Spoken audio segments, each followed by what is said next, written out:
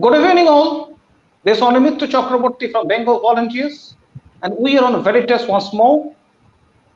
Today it's 8 p.m. on Saturday, and as usual, we are on this topic or session of very serious talks. Today we are going to concentrate, as already stated, on a very special, epochal topic. A subject that once originated in Bengal and had robbed the entire Indian subcontinent and also the British imperialism. We are going to concentrate on the Bengal school of thought of Hindutva or Hindu nationalism. As many of us know, that with the onset of Hindu Mela in 1867, this particular school of thought commenced.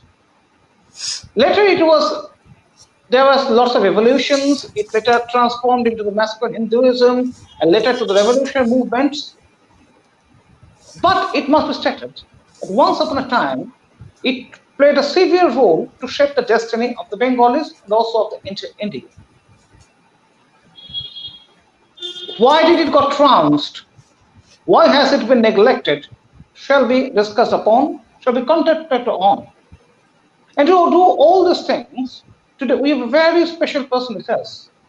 He's a researcher, an educator, and also at present is extremely busy in penning a monograph of the revolutionary nationalism of Bengal in the first decades of the 20th century. We are fortunate to have this person. We are fortunate enough to have the research fellow, Sreejit Dutta. He has been a very good friend for us for years, and certainly we are fortunate enough to have this referred individual. Welcome, Sreejit Babu. Thank you very much for joining the show. Thank you so much, Animitra. And I must say that I'm excited that you have taken up such an important topic for discussion today. And I'm very much looking forward to get into this discussion. Thank you, sir. So, when we are talking of the Bengal school of Hindu nationalism, well, we must admit that till this moment, there are three different schools of thoughts in Hindu nationalism or Hindutva. The Bengal school of thought, the Savarkar school of thought, and the Golwalkar school of thought. And among these three, the Bengal school of thought happens to be the most ancient, but less talked and less contemplated.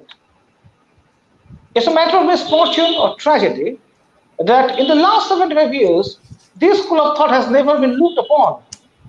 It has been wiped out, neglected, and with the downfall of the Bengali Hindus, it's under a very, very sorrow atmosphere, but it's lively still.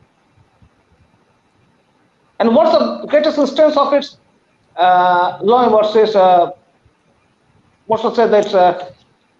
the modern implications that we are going to talk on this.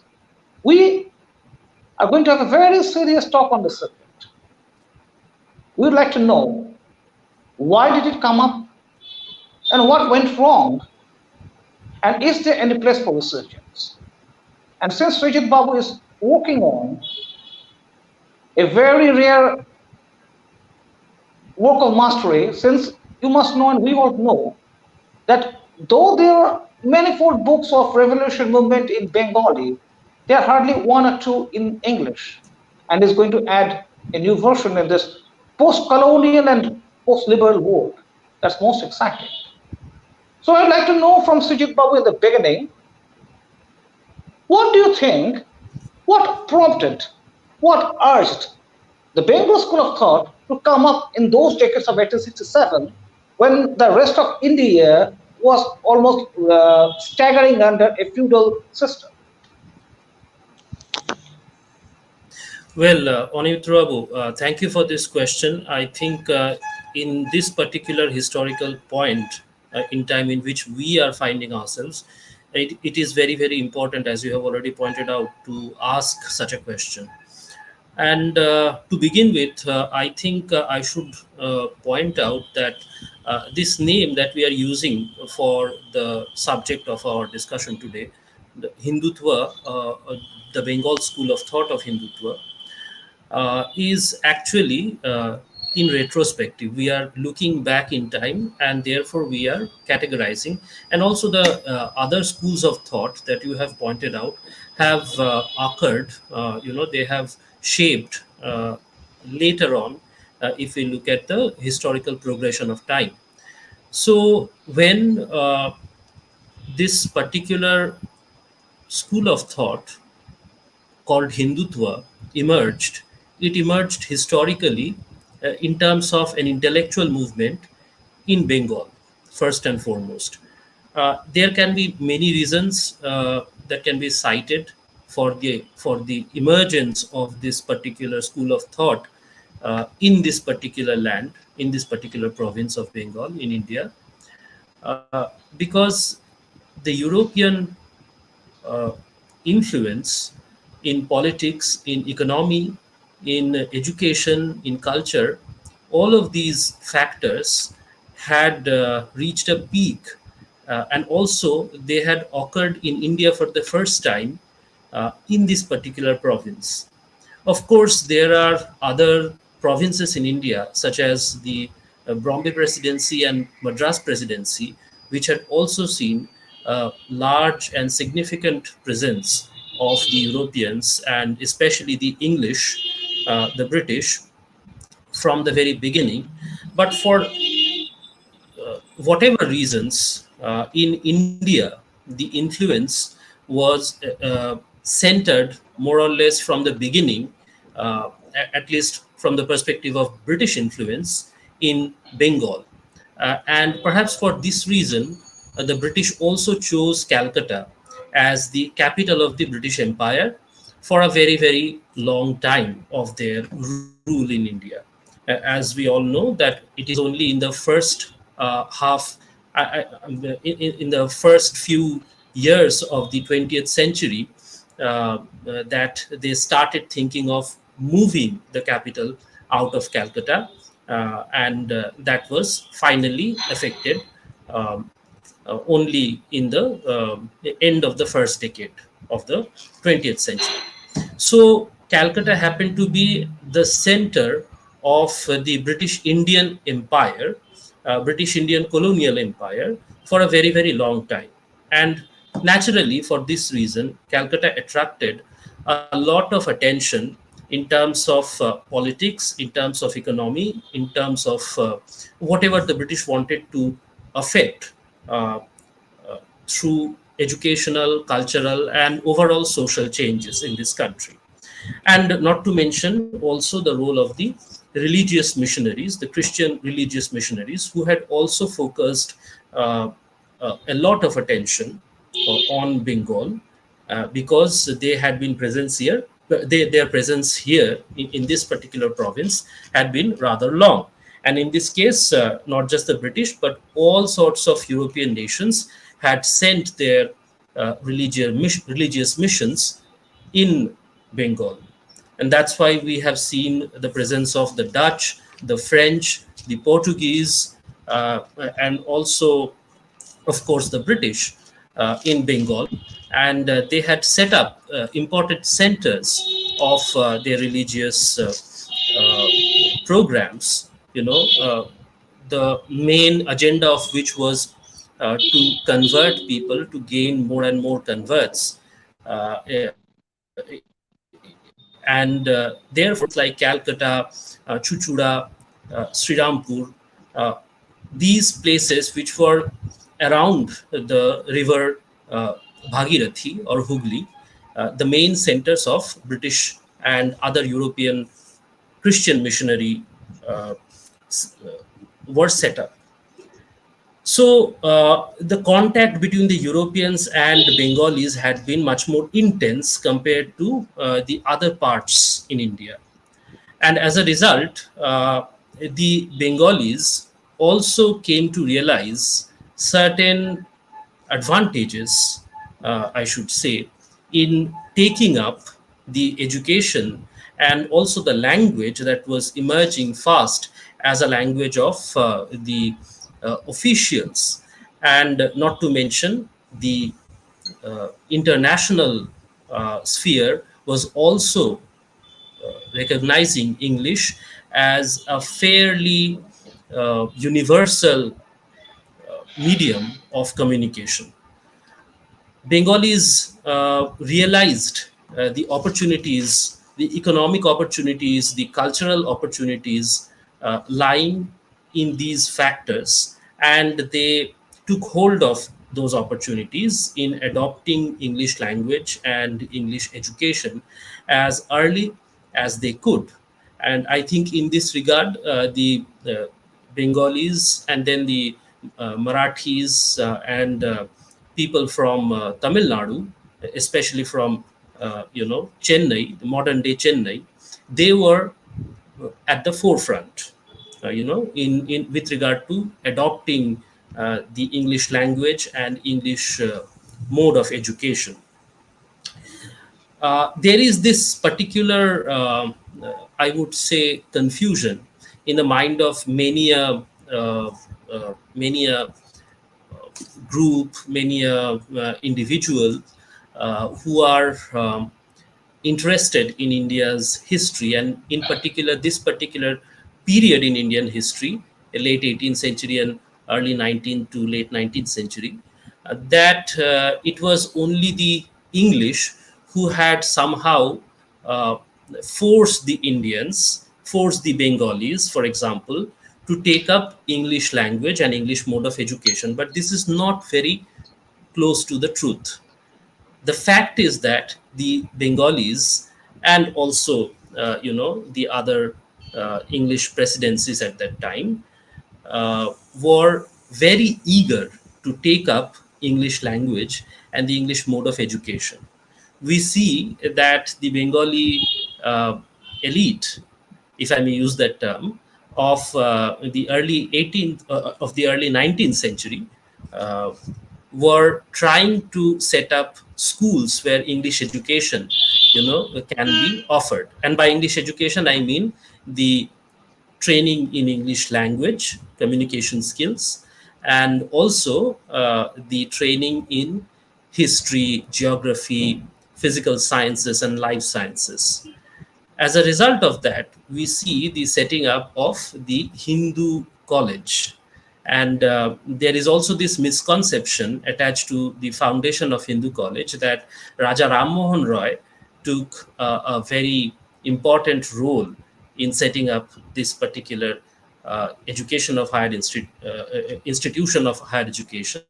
I'm sorry, he had a very prominent role, the misconception goes, in setting up this particular institution of higher education.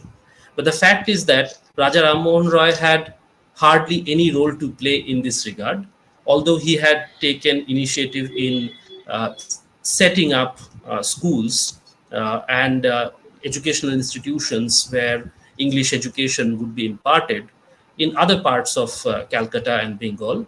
But Hindu College, which was the epitome of the Bengali elites and especially the Calcuttan people's aspirations to take English as their vehicle of forward thinking, of their progressive way of adapting with the new changes that are happening all around them at that time, early 19th century. Ram Mohan Roy did not have anything to do with the setting up of that institution. And also, it was not the British who were forcing the Bengalis, so to speak, to take up English language and English mode of education. It was rather the Bengalis, the leaders For the of old the Hindu Samaj. economic interest. So I would like to know that Not whether just the Bengalis, just a minute, I would like to know that whether the Bengalis took up the English education as a mode of an economic interest to prosper in businesses and in the little lives. Do you think so? in part, of course, but it was not the total story. The Okay. other aspect was, of course, to become familiar with the mode of being in a particular modern time. And these people, and many of these people were actually at the forefront of what we know as the Hindu Samaj in Bengal. Okay, for example, the members of the Shobhabajar Rajbari, okay, the aristocratic families in Calcutta and also in other parts in Bengal. For example, the Burdwan Raj family. Okay, all these people had carried out a lot of efforts in order to establish such educational institutions in order to take up English education, and not just for a sort of economic progress in their mind, but also to be familiar with the cultural changes that are happening. I think they were quite visionary in uh, in apprehending the changes that are going to come in the next few decades. And they were proved to be right. They were proved prophetic in this regard. Because we have seen, in contrast, the condition of the Muslim Samaj, the Muslim society in Bengal and other parts in India, which had not been able to keep pace with the changes. And we have seen that quite late into 19th century, there would be people like uh, Sir Syed Ahmed and so on and so forth, who would try to bring in this particular strain of modernity into the society of their own people in the Muslim society. So it is not just an economic progress kind of uh, you know perspective that had set them on this path, but also an overall uh, will to be at par with the pace at which times were changing.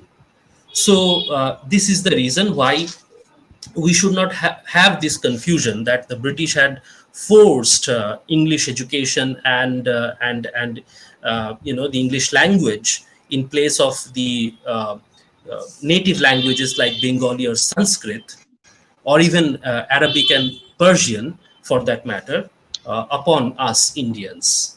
That is something that we have to understand at the very outset. Then we have to look at the role that individuals played. And when I start talking about that, of course, we have to come to Raja Ram Mohan Rai. You know, I would say there were even some Englishmen who had played a very important role in this regard. In this regard, uh, in terms of giving Indians an idea of what sort of changes are looking at them and ahead in time, and the establishment of the Asiatic Society in Bengal, in Calcutta, in present day on Park Street, we have the Asiatic Society building. It was the establishment of this Asiatic Society in India, and in particular in Bengal, that gave Bengalis an idea of their past, of how rich the past of India was, as philosophical documents, religious documents, texts were being translated into English. And for the first time, they were taken out of the language in which they were originally composed or written, or they were being handed over from the guru to shishya in a tradition. So, for example, we have seen the translation of the Upanishads, which were being published from the scholars in Asiatic Society. Later on, we see from among the Indians, and particularly Bengalis, it was Raja Ram Mohan Roy who had taken up the mantle of translating these fundamental texts of the Hindu religion, of Hindu Dharma. And when Raja Ram Mohan Roy started translating these fundamental texts of Hindu Dharma, the Vedanta Grantha, Upanishads, and he was translating them not only in English but also in Bengali. And the presence of the printing press had also helped the proliferation of these translations among those who were getting educated in the English system. So they were taking up English language and they were reading these translations which were coming out from the Asiatic Society, from people like Raja Ram Mohan Roy, and they were for the first time experiencing something universal, something fundamentally life-changing, which comes from their own tradition and not from some distant land across the seas in Europe or some other part of the world. And that helped helped for them to regain their lost faith, or in some cases their total ignorance was removed by these translations of the fundamental texts of Hindu Dharma. So this was another Yes, sir. thread That was, in sir. the Sir. movement. So, Yes, so according to you, this enlightenment urged the individuals, the enlightened individuals, to get back to the basics. that's right. That's right. Quite so. And that So we have just wait. That notion of get back to the basics was followed by the political consciousness, an emerging political consciousness. absolutely so.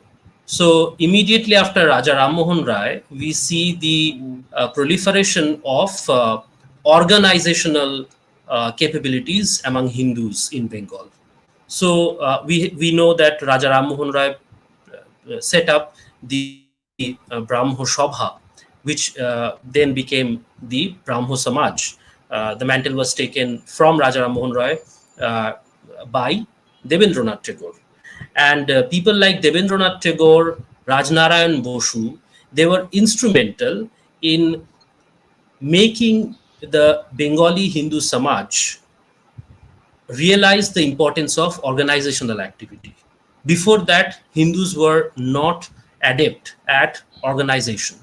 They did not have this capability of forming societies, coming together around some lofty ideals and uniting a large number of people under the banner of one motto, one goal. And this particular thread in the movement, namely formation of societies for whatever reasons, for the proliferation of knowledge, for the reform of social and religious issues, all these things had started this particular thread. And you have already mentioned at the beginning of our program today, Hindu Mela. Hindu Mela is nothing but a particular manifestation of this organizational capability that the Hindus were picking up in Bengal. The Bengali Hindus were picking up from the time of Raja Ram Mohan Roy and Debendranath Tagore. After all, those who are behind the Hindu Mela, the main initiators of Hindu Mela were Rajnarayan Bosu and Nabagopal Mitra. And Rajnarayan Bosu was a member of the Adi Brahmo Samaj that was, bearing the legacy of Raja Ram Mohan. And of course, he was a close associate of Debendranath Tagore. So people like Nabagopal Mitra and Rajnarayan Bosu, Rishi Rajnarayan Bosu, they started to move towards the direction of political organization. So from social and religious organization making, which was actually started by Raja Ram Mohan Rai, we can credit him and maybe his immediate successor in Maharishi Debendranath Tagore. The political organization making was actually taken up by Nabagopal Mitra and Rishi Rajnarayan Bosu. From then onwards, we see a huge proliferation of all sorts of political organization making. We see the oncoming of the Indian Association, in which Surendranath Banerjee took the leading initiative. And from then onwards, we have all read the history, which is very well documented, of all India political organization making, of which the ultimate result was the Congress. So yes, to answer your question, whether this enlightenment resulted in an emergence of political consciousness I would say absolutely, because people started recognizing their capability in making organizations, in uniting people around ideals. And those ideals were, very importantly, related to the preservation and strengthening, bolstering of the Hindu society, the Hindu Dharma, and this land, which is India. And this particular term that we tend to use, because we have to communicate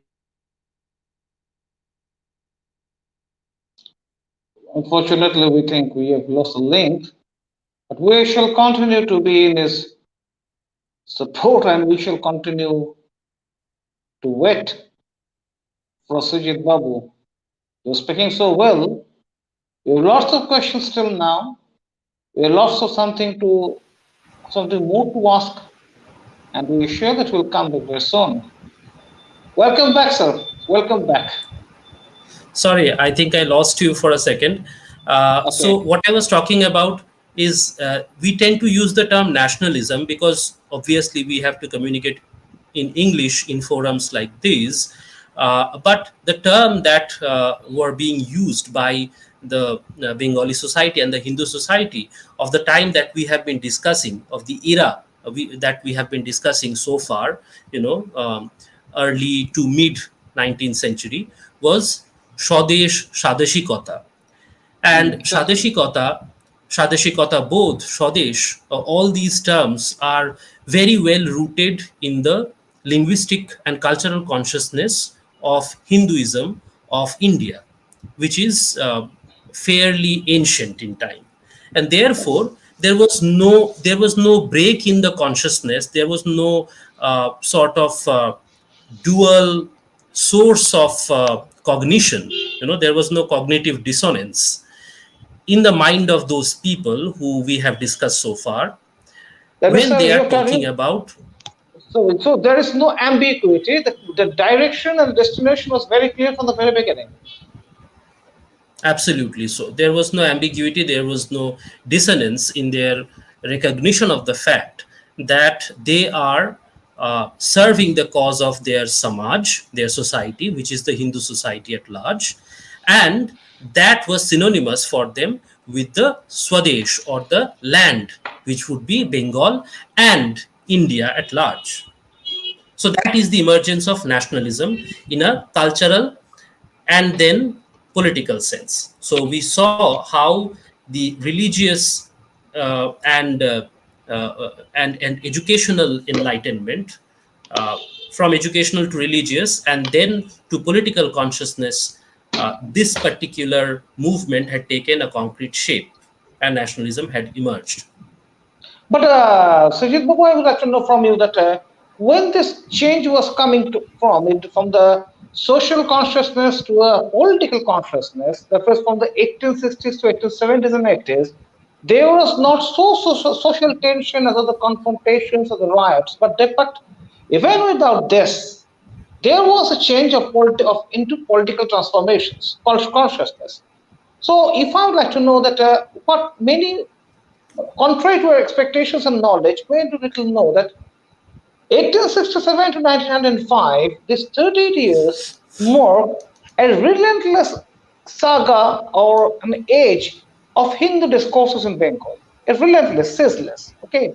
So when you were talking of Raja Ram Mohan Roy and Devendranath Tagore, we do find that they were followed by a new brand of intellectuals like Bankim Chandra Chatterjee, Jogennath Vidyabhushan, Shashidhar Tarko Chudamani, and Chandranath Basu, who first coined the term Hindutva. And it wasn't followed by Aurobindo Ghosh and the others, and followed by the revolutionary intellectuals. So I would like to know from you that what has been the role of or just what has been not how strong has been the role of Raja Ram Mohan Roy in shaping the political destiny of Bengal? Since the tradition that started with him was going on continuously, and with in each decade there were new heroes to contribute, whether in the literary movements, in the political fields, in the social atmospheres. So for that reason, I'd like to know how strong was the influence of Raja Ram Mohan at the very beginning. Yes, a very interesting question. But before venturing to answer it, I think I would like to differ with you in terms of the originator of the term Hindutva.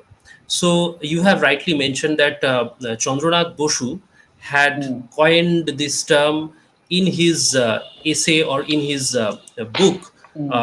Hindutva, which was titled Hindutva, but it was in fact his mentor Bankim Chandra who had first used the term Hindutva in his essays. For example, in Dharma Tattva, at Hmm. least 4 years, 4 to 5 years before Chandranath had actually written this tract called Hindutva, Bankim Chandra is talking about Hindutva, the particular term Hindutva in Bangla, in Hmm. Dharma Tattva, in Anushilan Tattva. So, if we have to give the credit of coining this term, I think Bankim Chandra has a greater claim on this rather than Chandranath. Of course, Chandranath was very closely mentored by people like Bhudev Mukhopadhyay and Hmm. Bankim Chandra himself. Chandranath was a prolific writer in Bongo Darshan, the very, very important journal, periodical, which was being edited regularly for a long period by Bankim Chandra. It was indeed started by him.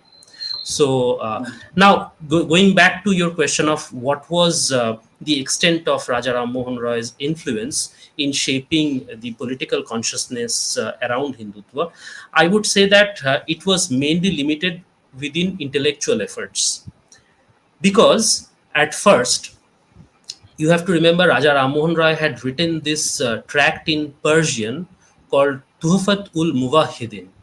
Okay, Hmm. it is actually a Persian tract with an introduction written in Arabic, and the title Tuhfat ul Muwahhidin actually means, if I translate it into English, it would mean a gift to monotheists. Okay, so in this particular tract, what Raja Rammohn Roy has done is a very nuanced critique of Islam. And I think this is the first systematic intellectual critique of any Abrahamic religion done by any Indian in this particular part of the globe. Okay. So we will see that, commenting upon Tuhfatul Muwahhidin by Raja Rammohun Rai, the Muslim scholar Abdullah Al Ansari Ghazi is writing, and I quote, apart from the technical aspects of presentation, one can find in the ideas of the tract very little, if anything, which shows sympathy to the Islamic tradition or regard for Muslim religious sensitivity. In other words, he's saying that in this tract, there is hardly any sympathy shown for the Muslim tradition, the Muslim religion, Islam. And Al Ansari Ghazi continues, its ideas are directed against all established religions, but being especially addressed to Muslims, they seem to have a special anti Muslim bias. Why does now my question is, why does Abdullah Al Ansari Ghazi say that it was especially directed to Muslims? Well, obviously because it was written in Persian with an Arabic introduction, right? And therefore, even though some people can argue that because Persian was the court language of that time when Rammohn was writing this tract, well, Rammohn Roy at the time of writing this tract was a student of a madrasa in Murshidabad, right? And after graduating from this particular madrasa with flying colors, because the Maulavis in Murshidabad were forced to accept Ram Mohan's mastery of the Islamic theology, and they had hailed him as a Zabardast Maulvi, meaning a great scholar of Islamic theology. So somebody who has done a very thorough Purva Paksha of Islam is now proceeding to systematically critique Islam or an Abrahamic religion. You have to understand this is even before the oncoming systematic and prominent presence of Christianity in Bengal or India. So therefore, Amazing facts. the I must say, I must admit, sir, amazing facts. What you have said just now changes the entire direction of a cultivation of thoughts. What you have said just now is amazing. This rare mastery of Raja Rammohn Roy on the Islamic theology has never been considered upon in the entire Indian political and educational scenario. If I'm not wrong, I think you can rectify me whether I'm saying anything wrong. I have not found any school of thought concentrating on this rare aspect of Raja Rammohn Roy. And despite the fact that he is termed as British stooge these days, it must also be accepted that he had a very profound clasp on the entire Hindu school of thoughts, the knowledge, whether Vedanta or the Smriti, he had some amazing concept. That means Raja Raman at the same time was mastering two religious orders that have confronted each other for centuries, for down the centuries, I think. Yes, I think if we have to credit anybody in India as the first religious comparativist, a scholar of comparative religious philosophy, it has to be Raja Ram Mohan Roy, because nobody before him had written a systematic study of any religion which has its origin outside of India. Of course, in the days of old, in ancient India, and also in the medieval period, we have seen, Hindu scholars, Buddhist scholars, and Jain scholars who are commenting on each other's religious philosophy, theology, and darshanas. But that is a different matter because they are all coming from within a largely similar point of view. They have certain fundamentals on which they agree. For example, the Punarjanmavad, right? The reincarnation, the rebirth. And then there is this importance of karma. They all agree on that. So they're coming from largely the same worldview. But here is somebody, namely Raja Ram Mohan Rai, who has for the first time in perhaps all of Asia given us a systematic criticism of a monotheistic religion which has its origin outside of India, namely Islam. And this is even before his criticism of Christianity, to which I am coming. So, because Raja Ram Mohan Rai had written this particular tract, Tuhfatul Muvahidin, he was ousted from Murshidabad. He could not stay there. The Maulavis who had hailed him as Zabardast Maulvi, a great scholar of Islamic theology, were the same people who could not withstand this attack on Islam, or what they perceived as an attack on Islam, from coming from a non-Muslim, a Hindu in this regard, Raja Ram Mohan Roy, and therefore he had to leave. He could not stay there for threats on his reputation, on his profession, on his life. So he moved to Calcutta. But before coming to Calcutta proper, Raja Ram Mohan Rai had spent a significant amount of time in what is now Srirampur. In olden days it was known as Serampur, the center of the Dutch Europeans. And the Baptist missionaries from various parts of Europe, a significant number of them were actually from Britain, from England and Scotland. They were also staying at Srirampur. So, for example, there is this very famous Christian missionary called William Carey, who's known for his compilation of Bengali grammar. So Raja Ram Mohan Rai had spent several months and years in Srirampur before moving to Calcutta proper. And while he stayed there, he started a systematic criticism of Christianity. And what was the tenet of Christianity, or rather, what were the tenets of Christianity that started?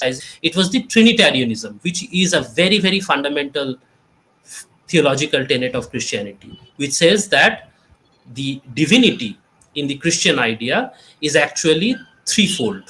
Okay, it is the three manifestations or three aspects of the same divinity, which is the Father, Son, and the Holy Ghost. Okay, Father is God in heaven, Son is Jesus Christ, and Holy Ghost or Holy Spirit is that which which animates all these aspects of divinity.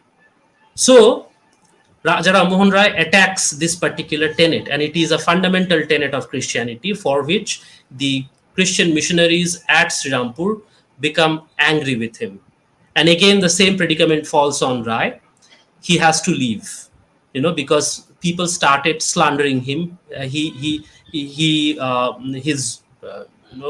job was threatened, and therefore he had to move on. So we can see that Raja Ram Mohan Roy is the first Hindu in the history of India who had given us a very systematic criticism or critique of both Christianity and Islam, the main monotheistic religions which started proselytizing in India, which started converting Hindus in India to their own fold. So I would say that intellectually, Raja Ram Mohan Roy had a fundamentally radical role to play. And then I have already discussed how he played a very important role in the organizational aspect of gathering Hindus under one ideal, which is the ideal of Brahmo or Akeshwar, as he called it. So There was organizationally and intellectually, so organizationally as well as intellectually, both ways, Ram Mohan Roy had played a very important role in this era of enlightenment, in this era of Renaissance, which snowballed into the movement that gave birth to Shadeshikata or nationalism, and also ultimately revolutionary nationalism. thanks, sir. What a great speech. Well, I must express my gratitude to you. And may I add a few words that in Srirampur, there is also the maternal uncle's house of Ramon Rice maternal uncle's house is there. Okay, anyone can go there, and it shall be found that that very family is known for its revered grasp over the concept of tantra. At the same time, Raja Rammohan Rai was a follower of Tantra. He practiced Tantra. Okay. So great personality. There's no doubt of it. But so, Sri Babu, as the Bengalis are moving on towards the 1890s and or 1900s, there were some peculiar tensions. There was a frustration from the middle class. There was a problem of the jobs, reservations, and everything. Okay. So I'd like to know from you that with the rise of Swami Vivekananda, a new order of concept and new thought procedure came to the fore, and it attracted youngsters very much. And his fiery thoughts and his orators made a profound influence on the Bengals in particular. So, how did it uh, influence the revolution with the radicalism, the Hindu radicalism in Bengal, and how did it later led to the formation of the revolutionary groups of Urusu Samiti and Juganto? I would like to know this from you. Sure, but before coming to Vivekananda, I think, and talking about this particular aspect that Vivekananda inspired in the Bengali youth of late 19th century, at the very fag end of 19th century and the beginning of 20th, I have to mention Bankim Chandra's role, because Bankim Chandra was perhaps the first person, not perhaps, I think he is definitely the first person who had articulated in so many words the idea that Swadesh Priti or love for country or this Shadeshikata or nationalism is the central tenet of our dharma. And this is something that he has articulated in Anushilan Tattva, which is why we see that so many revolutionary societies were inspired by Anushilan Tattva in Dharma Tattva of Bankim Chandra. And there was this particular revolutionary organization which called itself Anushilan Samiti. I mean, what can be a greater proof of Bankim Chandra's influence on the thought process of the revolutionary nationalists of Bengal than this particular naming of their important, I would say, the central most important organization, which is called the Anushilan Samiti. Now, because I have mentioned the fact that in Anushilan Tattva, Bankim Chandra propounds the idea, I would say even ideal, not just an idea, but the ideal in uh, unambiguous words that Swadesh Priti hocche dharma, or nationalism, love for country, is the central tenet, or rather is one of the central tenets of dharma. This thread was taken up and articulated in a much more forceful manner and to a wider audience for all of India by Swami Vivekananda. And also, Vivekananda was historically placed at a particular juncture of Indian history, which helped his idea or helped his speeches catapult to a whole new level, what Bankim Chandra could not have done, simply because of the fact that he was writing in Bengali and his ideas were limited within a educated Bengali reading public. But by the time we come to 1893 in Chicago, Swami Vivekananda achieved something that nobody from India had hitherto achieved, which is an international recognition solely on the basis of the fact that Hinduism or Hindu Dharma and the Indian way of life, Indian ideas and ideals, are on the same par as any other ideas and ideals coming from any part of the world. So it was the first time in history that the Hindu ideas and ideals, the Indian ideas and ideals, were kept on the same pedestal and measured from an international universal standpoint or measuring standard that Swami Vivekananda gave us. And naturally, his recognition was worldwide. On both sides of the Atlantic, he gathered a lot of admirers, followers, and all these people helped propagate Vivekananda's ideas and ideals, which were basically India's ideas and ideals, Hindu Dharma's ideas and ideals, faster and deeper. So those ideas and ideals penetrated faster and more deeply into the people's minds of that time. Now, we will see that from Vivekananda, this particular thread, that for the next 50 years, Vivekananda is uttering these words at 1897, mind you. He is saying that for next 50 years in a letter or in a speech, he is saying this, for the next 50 years, we have to forget all other deities. We have to forget all other murtis, all other pratimas. And the only deity which will attract our worship, which will attract our reverence, our puja, will be Bharat Mata. So, nationalism is no longer a political idea, it is now a cultural, religious idea. Something that Bankim Chandra had articulated in Dharma Tattva has now snowballed into a much more forceful, much more robust idea by the time we come to Vivekananda. And from Vivekananda, this thread was taken up by Sri Aurobindo, because in Uttarpada's speech, which was delivered right after Sri Aurobindo came out of jail due to his involvement in the Alipur bomb case in 1908, he comes out and then he delivers this particular speech at Uttarpada in Hooghly, which is famously known as Uttarpada speech, where he says that I say nationalism is Sanatana Dharma. So there is no ambiguity whatsoever with regard to the equation of Shadeshikata or nationalism and Hindu Dharma or Sanatana Dharma. So I think I have given you a sort of answer as to the particular role that Swami Vivekananda had played. So Vivekananda has to be seen as the fulcrum on these two extremes, when the idea is first generating, being articulated for the first time in Bankim Chandra's writings, and finally it is being given as a very, very concrete ideal, a concrete political ideal by Sri Aurobindo, who was an out-and-out political figure at that point in time. He was still Aurobindo Ghosh. He did not become Sri Aurobindo, which he would from 1911 onwards. Okay, he would choose a different path of going deeper, diving deep into a spiritual regeneration of the country from his own point of view of sadhana.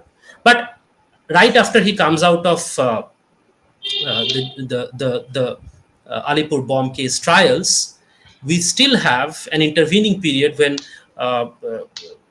when Sri Aurobindo was editing this particular periodical called Karma Yogin. So even then, there were some political, uh, you know, absolutely concretely political ideals that were animating Sri Aurobindo's thought.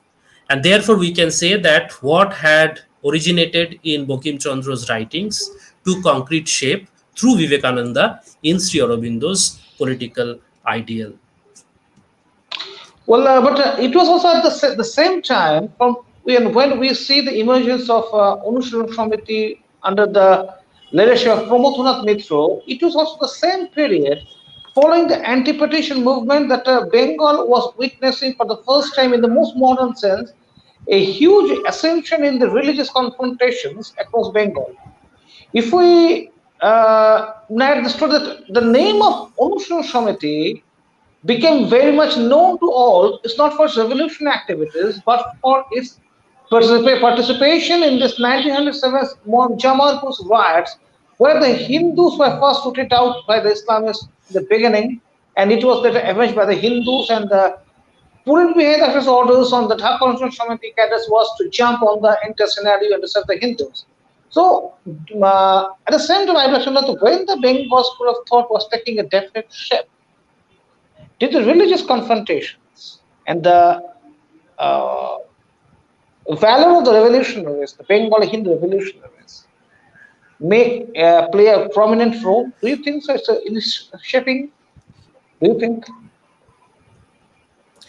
I would say that in the initial years of the shaping of the Bengali school of thought in The Bengal school of thought. Hindutva, the Bengali school of thought in Hindutva, the initial years were hopeful years, in the sense that there was still a hope in the air, largely cherished by the Hindu intelligentsia and also general public among the Bengali Hindus, that there is still a chance of, still a possibility of a union of the Hindu and Muslim mainstreams. And they had cherished this hope that there can be a true assimilation of the Muslim Samaj with the Hindu Samaj within Bengal. I'm talking only in the perspective of Bengali history, late 19th century and early 20th century. They, the Hindu Samaj and the leading thinkers of the Hindu Samaj were cherishing this thought that there can still be a possibility of an amalgamation, an assimilation in the true sense of the term between these two societies which were divided on religious line. But apart from the few initial months of the Swadeshi movement, the Swadeshi Andolan, uh, at the forefront of which was people like Rabindranath Tagore, Satish Chandra Mukhopadhyay, Sri Aurobindo, Brahmabandhu Upadhyay, and so on and so forth. Apart from the initial few months, when we see an active participation by a handful of Muslim leaders who were enlightened, who had uh, taken up higher education, uh, not just in terms of English education, but also in Islamic education. They were highly educated and refined people. And these forward thinking Muslim leaders had tried their best to bring the mainstream of the Muslim society and make them a part of the Swadeshi movement. This is the story of the initial few months of the Swadeshi movement.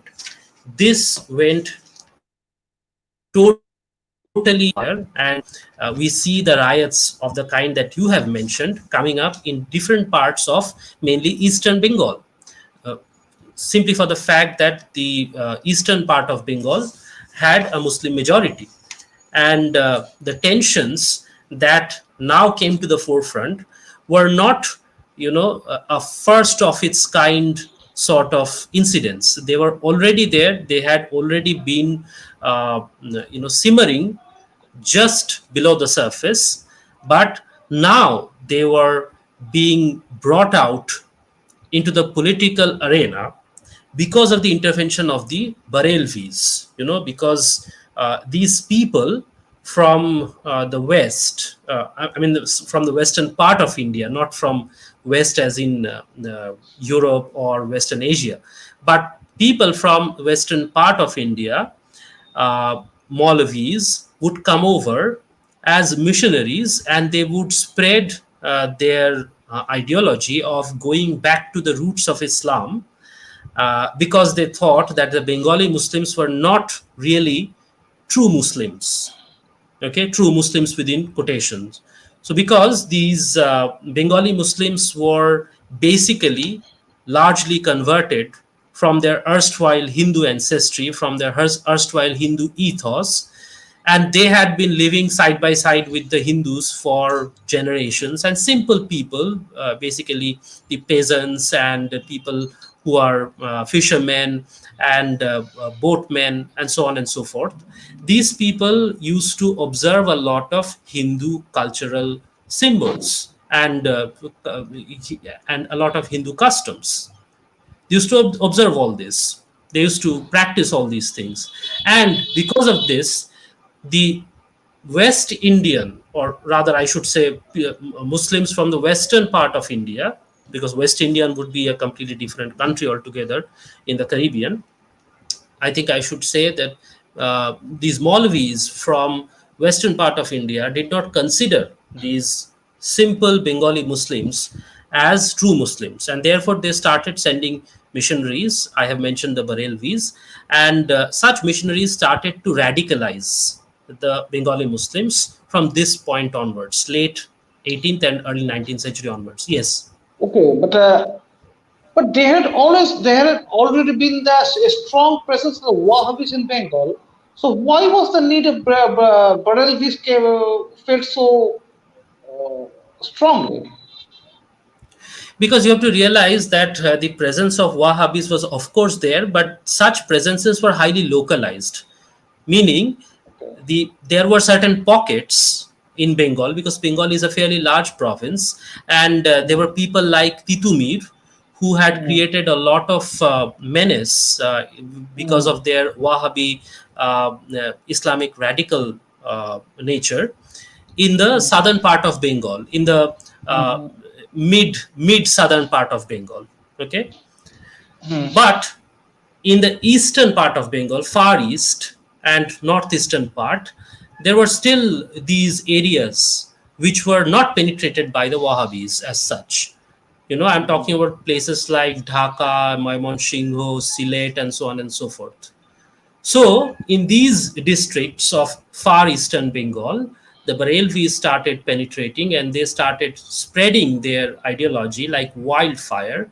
Now, we have to also regard this particular fact that there must have been some historical reasons, maybe some kind of resentment, which was present already in the mind of the common people, the common Muslim people of these districts that I just mentioned. So the ground was already there, because of which the radicalizers could change their mindset radically opposite to Hindus. So there were some ground already present. So Otherwise, the what could have been well? Barelvis. So what could have been the discontentment? What was the reason of this anguishes? Was well I maybe think this was if the Marxists are asked, they always answer with us two words for the Brahmanical Hinduism. But do you think that the Brahmanical Hinduism is so effective to estrange such a large part of the population? no. I do not think that it was so much as Brahminical oppression. I suppose by Brahminical oppression they would mean religious oppression and religious Mm, exclusion. No, mm, because we have seen in several cultural documentation by people like Dinesh Chandra Sen and mm, so on and so forth, that the Muslims are taking part in the festivals of the Hindus. They are taking mhm, part in the Durga Puja and so on and so forth, which are held by the Hindu zamindars.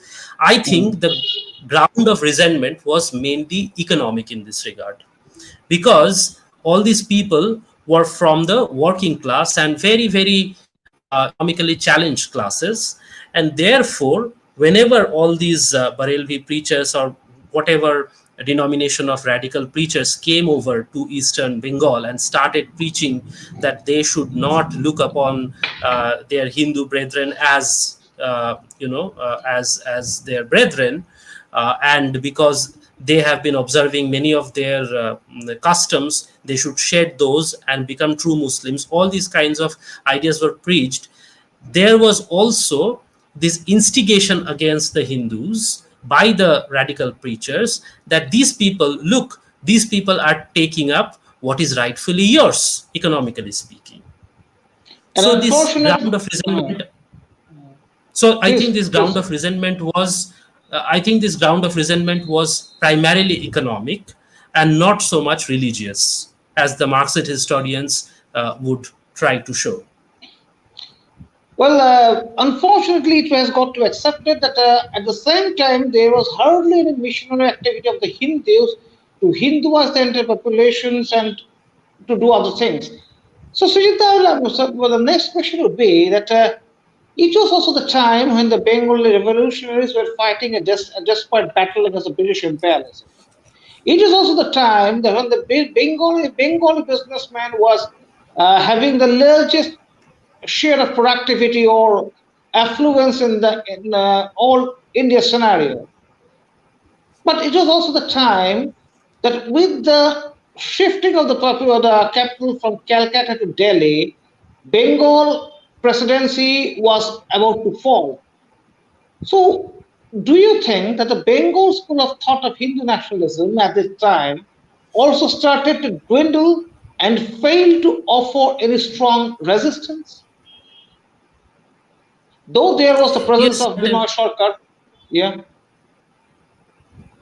certainly. I mean, Binoy Sarkar was a very astute sociologist and philosopher, and of also a historian, one would say. But the intellectuals would have only so much to do in this regard, because this is Mhm, an out and out political arena.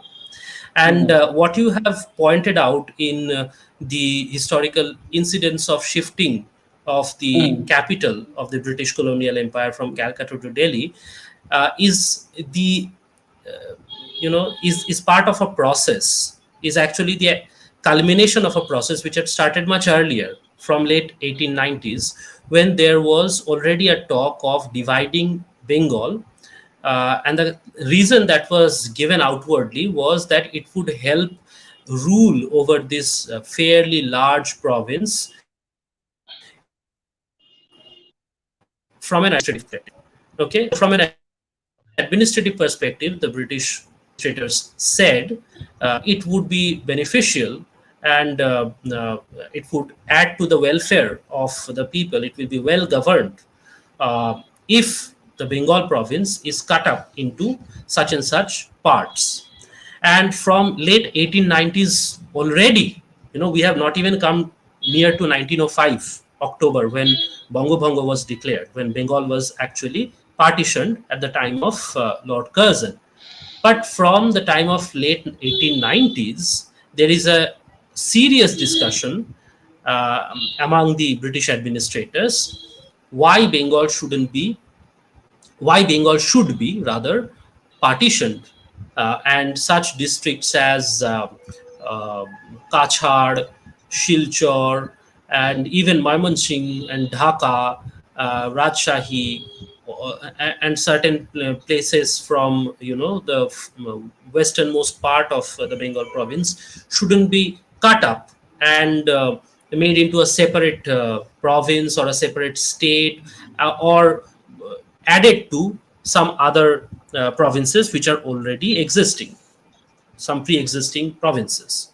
So this idea or the process had already uh, set in place from late 19th century onwards, and it culminated in the form of shifting of the capital from Calcutta to Delhi, prior to which we already see that certain parts of Bengal have been reorganized, and certain parts have been added to Assam and so on and so forth. And we also see that very soon, around that time, the creation of Odisha and such other parts. And this was very well understood by the British, that the emergence of political consciousness and emergence of radical revolutionary nationalism among the Bengalis is going to snowball and take up a shape which they won't be able to resist any longer, and they would have to quit India. They would have to give up their colonial rule in India if the Bengalis persist, if they let Bengalis persist in their pursuit of nationalism. So it was politically a very shrewd decision by the British colonial administrators, I would say. They were visionary. I think in this regard, I would have to say that they were visionary in understanding the threat that was emerging from Bengal, and therefore they started to cut up Bengal geographically, which would mean a physical dissection or vivisection of Bengal. But this physical vivisection does not remain a physical vivisection. It also percolates into the consciousness, the national consciousness of Bengalis, okay, which is giving the main fire to Indian nationalism in turn. So, fine. Well, imperialism must have a vision. If there is no vision, it becomes myopic. We do know it. But my question, he said, I do have two more questions. That from the very beginning, the Bengal school of thought of Hindu nationalism had stressed on the need of the brain and the brawn, or also the mind and the muscles. It has stated very clearly that Edan Shastam Shapad the Pisharad. That was the knowledge of power and the power of knowledge are equal to each other. And if we go through the earlier accounts of Hindu Mela, or at the time in Amritabaja Patrika, and also in the revolutionary period, there had been a huge rise of physical training ground centers, be it Lathi or the other domestic forms of self-defenses, martial arts, and everything. Okay. But in spite of all this, it has got to be accepted that even in spite of all this, in 1930, when a devastating riot took place in the city of Dhaka, the Hindus were not only trounced, but they were very badly beaten. I think we have lost the link, and we are going to wait for Sreejit Babu once more. He's a treasure to us. We shall have to wait for him.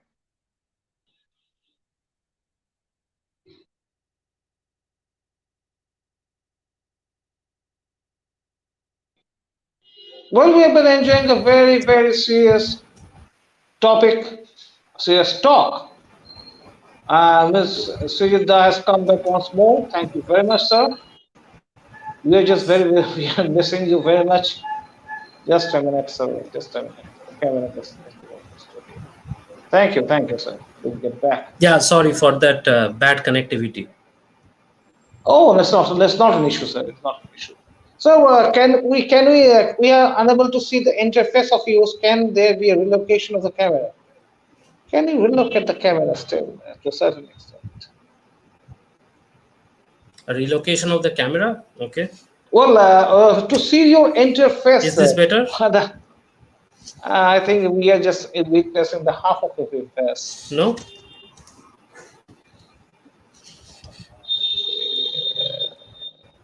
Needs to be better, I think. Oh, fine, sir. It's no issue. Well, sir, I was just asking that from the very beginning, there had been the recognition of this I think this may be the persisting connectivity problem. Okay, certainly. Am I audible to you? Can you hear me? Can you hear me? Is this better? So it's quite better. It's quite better, sir. So can you hear me? Can you hear me?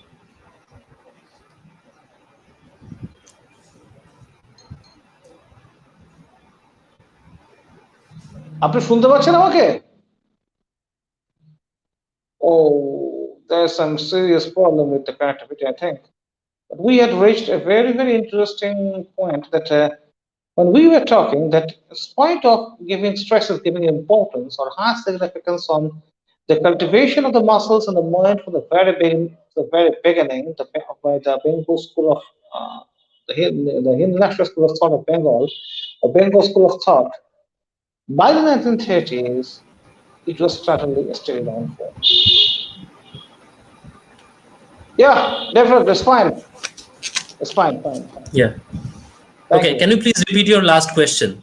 I'm sorry I Okay, missed so, you. but, well, I would like to know, so from the very beginning, the Bengal School of Thought had laid greatest emphasis on the cultivation of the mind and the muscles. Idam shastam shapada visharadati. That is, the power of knowledge is equal to the knowledge of power. And there had been a cultivation too. But by the 1930s, there was a serious downfall in the Hindu resistance across Bengal. In 1930s, if we go to the history, we find that in the devastating riots that took place at the time in Dhaka, the Hindus had not only rooted out, but they had to take shelters in the relief camps. It was a beginning. And only except the 1946 August 16, there has hardly been any strong Hindu resistance in the last almost 80 years, and there has been a huge number of Hindu genocides. So, do you think that the Bengal school of thought has failed categorically, or there has been any such serious problem, or we have failed to understand the Bengal school of thought? What do you want to say that? How do you want to classify? Yeah, I think in the initial years, at least till the early 2 decades, the first 2 decades of the Mm. 20th century, there was hardly any problem with regard to the cognition of the problem that the Hindus in Bengal were facing. There was hardly any confusion or ambiguity regarding the nature of the problem that the Hindus in Bengal were facing. It all started to go downhill from then onwards, from late 1920s, I would say, when a large number of Bengali revolutionaries who were in British jail in some part of India or the other were systematically fed a steady supply of communist literature. And this is something that we have seen from the testimony of the revolutionaries themselves. And very recently, I was reading this book by Mr. Sanjeev Sanyal. He has written a book on revolutionaries where he mentions this fact. It's a peculiar strategy of the British that the revolutionaries, not just Bengali revolutionaries, but revolutionaries from all over India, of course, Bengalis were Bengalis formed the largest chunk of revolutionary nationalists in India at any point in time. And they were being fed a huge number of Marxist, Leninist literature during their time in jail. And when they came out of the British jail, they had thoroughly uh, become converts into these radical socialist ideas, such as Marxism, Leninism, and so on and so forth. Mhm. So that is, I think, one important factor in bringing this kind of weakness that you have pointed out. But I also think there is a religious factor to it, and that is a confusion in the sense of the comparative value of religions. Taking every religion as the one and the same, and not doing a serious criticism of each and every religion from your national point of view, from your national intrinsic standpoint, has been a failure in the decades of 1920s onwards. The kind of criticism that we have seen at the very beginning of this Indian or Bengal Renaissance. I mentioned the kind of criticism that Raja Ram Mohan Rai, for example, did, and later on, even in the writings of Swami Vivekananda and even Rabindranath Tagore, when he is writing essays like Kalantor, he talks about the problem as an existing problem. The Hindu Muslim dissonance and the religious divides, which are festering into a very serious problem, has been recognized by all the leading Bengali Hindu thinkers, including Rabindranath Tagore. But this recognition is simply absent from the decades in the middle or the later half of the 20th century. There is hardly any recognition of the problem. And there is no criticism or critique of other religions from a Hindu or Indian perspective whatsoever. And I think this has created a lot of problem in understanding one's position in history, understanding one's position and problem in the national political or even international political scenario. This is a gap that has crept in largely from an idea which says that all religions are same. Well, all religions may be same from a very spiritual point of view. It may be same from a very lofty spiritual point of view. Like Bankim Chandra says that one has to have chitta shuddhi, or the purity of chitta or thought, in order to become an ideal Hindu, in order to become an ideal Christian, in order to become an ideal Muslim, or even an ideal positivist. Positivism or positive philosophy is a kind of religion that the early 19th century French philosopher Auguste Comte had offered.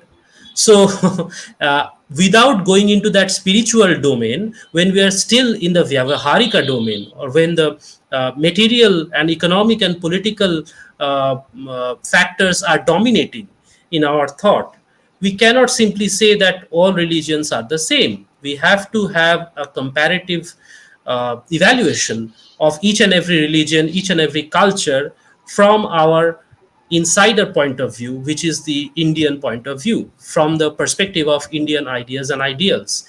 This, in fact, is something that has been pointed out by the early 20th century philosopher, preeminent philosopher, Acharya Krishna Chandra Bhattacharya, okay, who was a philosopher from early 20th century, and in his seminal essay Swaraj in Ideas, which has been translated into Bangla as Mononet Swaraj, okay, it is available on the internet very easily, Swaraj in Ideas, anybody can read it up. He talks about the dire necessity of looking at every culture that is foreign in origin from the ideas and ideals, from the perspective and standards of India's own. Without doing this sort of exercise, we cannot simply say that all cultures have the same value or all religions have the same value. That would be hypocrisy. He has said it in so many words. So I think there has been a large absence, a glaring absence of this sort of intellectual honesty and intellectual hard work on the part of the Bengali intellectuals, or even I would say from Indian intellectuals at large, apart from a handful of intellectuals like Ram Swarup or in very modern day Arun Shourie. They have done this sort of comparative discussion, but that does not amount to the necessity. It does not cater to the necessity that a large country such as India has. And we have to also keep in mind that all those discussions that I have just mentioned by people like Shourie or Ram Swarup are available only in English. What about the other languages like Bengali or Hindi or Marathi or Tamil or Kannada? Without going into such kind of fundamental comparison from a very essential Indian Bharatiya perspective of other cultures, of foreign cultures and religions, we cannot just simply acquiesce to this idea that everything is same and therefore we all feel good about it. That would be intellectual dishonesty. And that has been the chief reason behind the kind of progressive weakness in the Indian and especially Bengali Hindutva the school of thought of Hindutva. Although, which is although let me just mention that at the very origin point, because I have already pointed out, Bankim Chandra was the first person to use the term Hindutva or Hindutva. He mentions that Anushilon, which is the central point of his religious philosophy that he brings out of the Srimad Bhagavad Gita. He has basically done a deep study of Srimad Bhagavad Gita, and he says that the sara or the essence of the religion that is offered by the Srimad Bhagavad Gita is this theory of Anushilan or Anushilan Tattva, where one of the chief tenets is that the physical and political uh, excellence, okay, being at the top of one's physical ability and political acumen, is one of the chief tenets of this Anushilan Tattva. So, at the very fundamental level, the Bengali school of Hindutva has recognized the fact that political and physical acumen is extremely central to the overall excellence of a nation. And we have failed at that. that means what was considered as a nucleus we have failed to execute, isn't it, sir? Well, I wouldn't say it is the nucleus, but it is one of the main tenets. And Maintenance. just like a human being will be considered as disabled because he or she is standing on one foot, and that Mm, cannot be seen as a healthy body, a mm, full grown healthy and all faculties are present, that sort of a body. This particular uh, I would say disability in our thought, intellectual recognition of the fact that the physical excellence and political acumen, these two are very, very central to our overall well being. And that has not been taken care of down the decades in the 20th century, especially. And progressively, we have become weakened as a result of that. yes, sir. Thank you. So, but when we are almost on the verge of ending this great discussion, I would like to know from you what's the basic difference between the Bengal school of thought and the Savarkar and the Gulwalkar school of thought of Hindu nationalism? All are on the same concept of Hindutva, but I think the orientations are much different. And according to many, that while the Savarkar school of thought speaks of industrialization and urban centers, the Gurwalkar school of thought has its emphasis on the rural India. But it's also true that many scholars do say that with this emphasis on this village and everything, the Hindu nationalism that was considered as a rebellious child, a progeny of the Hindu traditionalism, has come down from the bayonet to the bovine. That means রাইফেলে বনের থেকে তার গরুর মাঠে এসে গেছে. This is also metamorphosis according to many. So I would like to know what is the possible differences between the Bengal school of thought and the other two ones. The question that you have asked, Onimitroda, is a very, uh, very complicated one. And I think that a whole discussion should be devoted to the answering of this one question only. But I would like to keep my answer pithy. I would simply say that the Bengali school of thought in the Hindutva, in the larger Hindutva sort of Context. ideological basis, uh, is pragmatic, and it is adaptive, which the other schools of thought that you have mentioned, and I would especially like to point out the Golwalkar school of thought, which are, I think, in my point of view, not adept at keeping in Well, pace with just a minute. time. Just a minute. We missed the words. Can you please repeat once? Can you please repeat it? We just missed the phrase. Can you please repeat the differences? Yes, What so we are I talking was about. make What- Sure. What I said is that the Bengali school of Hindutva thought is much more pragmatic and adaptive to the historical exigencies, and as time progresses, it adapts to the change and there is a scope, the very spacious scope within it, to change along with the progress in time and other situations. But the other schools of thought, and especially the Golwalkar school of thought, I think are much more idealistic, and therefore, uh, in comparison to the Bengali school of thought, this particular school of thought does not have the same extent of capability to adapt with or adapt to the changes. I will give one example. Fine, please.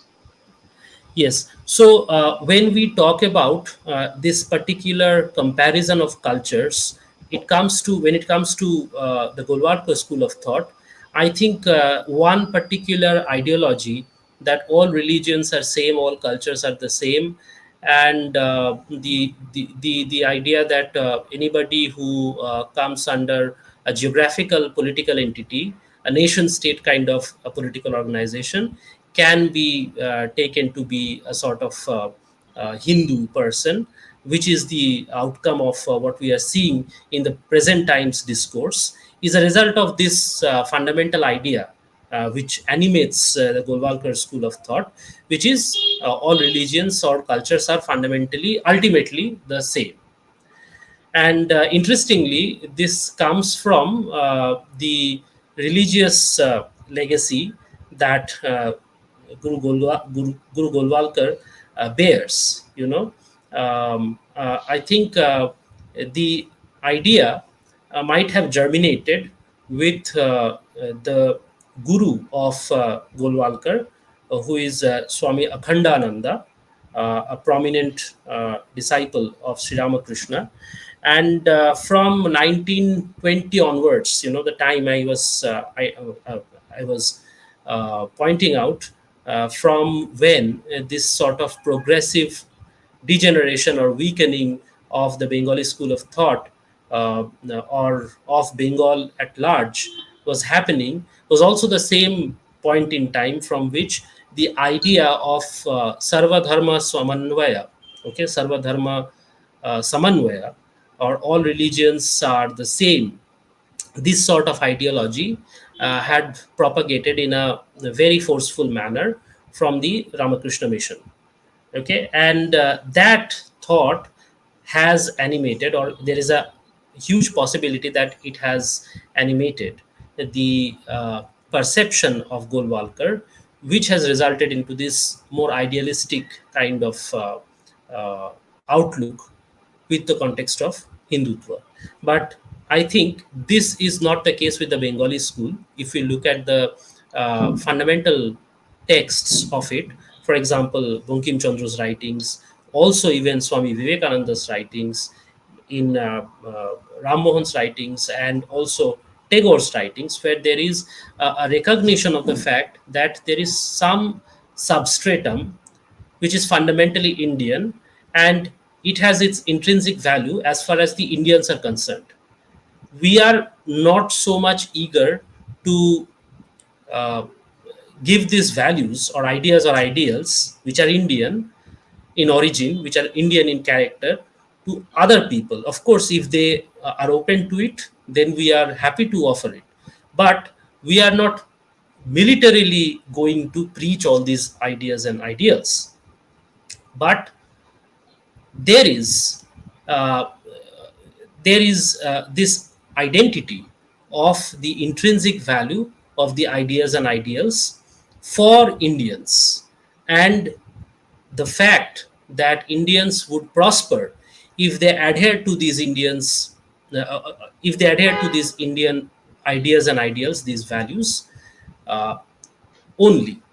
So there is a kind of strong faith or conviction in the Indian ideas and ideals in the fundamental writings of the Bengali school of thought, which I think gets lost progressively in time because of the idealistic nature of the other schools of thought. Fine.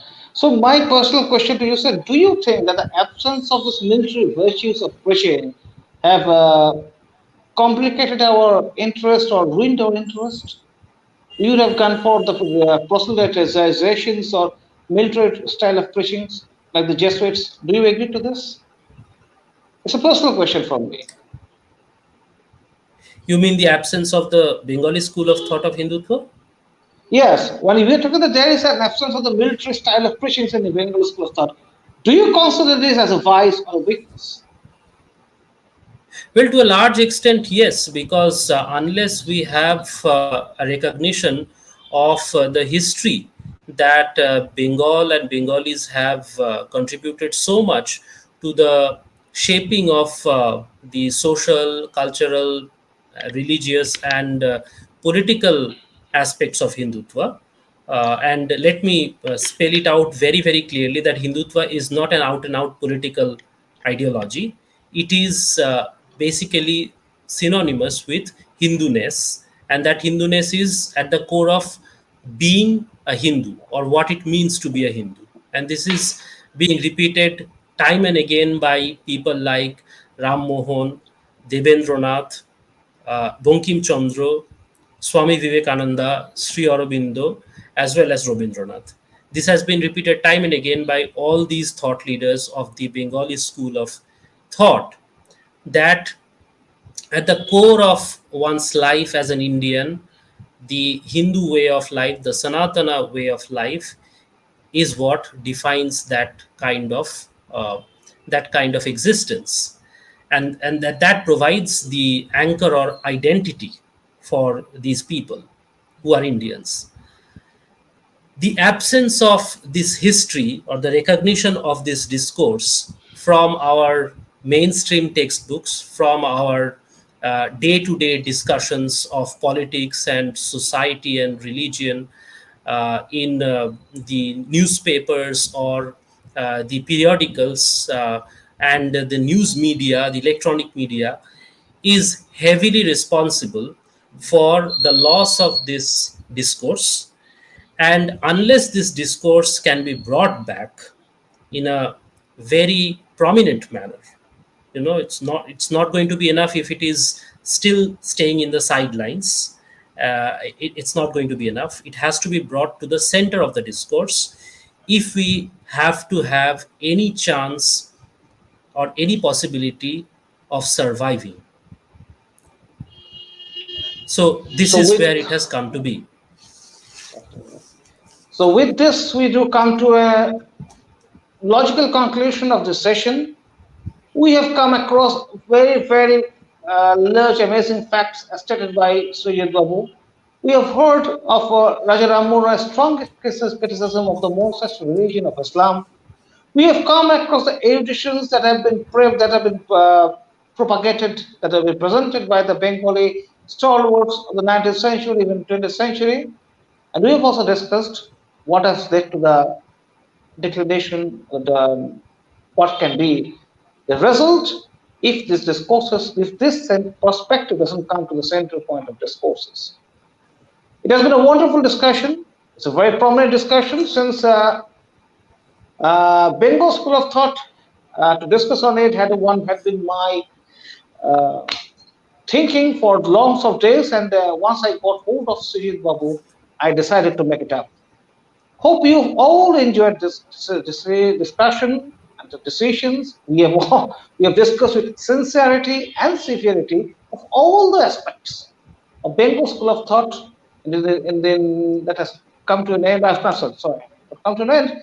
That is alive still, even after 150 years of its existence. And since we are talking, both of us are talking, and this is just the beginning, we shall come here over more sessions to discuss on various assorted issues around this Bengal School of Thought.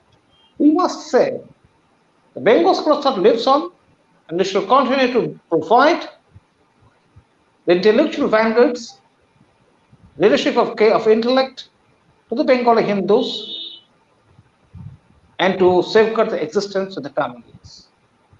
And I must conclude that I have come across several intellectuals, but only a few like Sujit Babu dares to show their faces in public in discussions. This is also a rare aspect of intellectual. The intellectual must be courageous, must be audacious when he's presenting his own concept, his own thoughts within internal and the greatest honesty. Thank you very much, Siddhartha. Thank you very much, Siddha. Thank Hope you you. also I enjoyed must the say, discussion. Please, yeah, yes, please. yes, I would like to reiterate the importance of this particular topic. I congratulate you, Arimitra Babu, for bringing this out into the discourse. I think more and more such discussions should be held around this topic of the Bengali school of thought within the context of Hindutva. And in addition, I would like to uh, acknowledge my indebtedness to an author named Devobroto, who has recently published a book called Bangalittoi Amader Hindutva.